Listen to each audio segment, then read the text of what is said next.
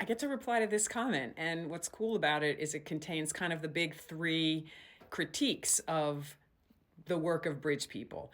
And one of those is kind of invoking the geopolitical sphere. Another is kind of talking about that people are temperamentally incapable, or some people are temperamentally incapable of this kind of collaboration.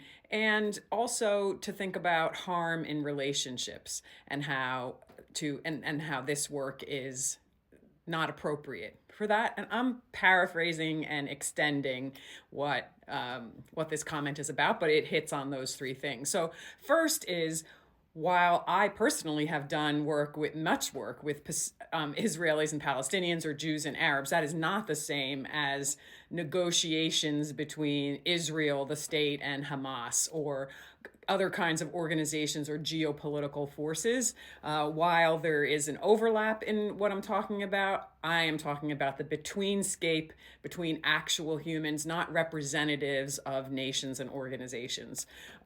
So just to make that distinction, and sort of being temperamentally incapable of this kind of work is fine. But some people are temperamentally incapable of competition, but we still have competition.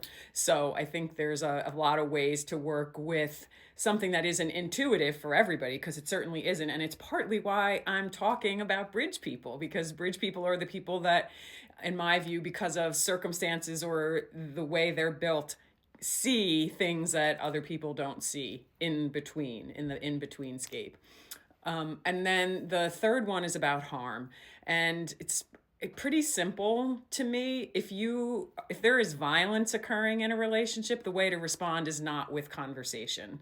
That is not the first way to respond anyway. And certainly, if participants in any relationship, including war, are willing to come to the table and do things without violence, well, then that's another conversation. But we don't respond to violence directly with conversation. Although Bridge People are very familiar with the work of using different communication skills to de-escalate conflicts, de-escalate potential violence.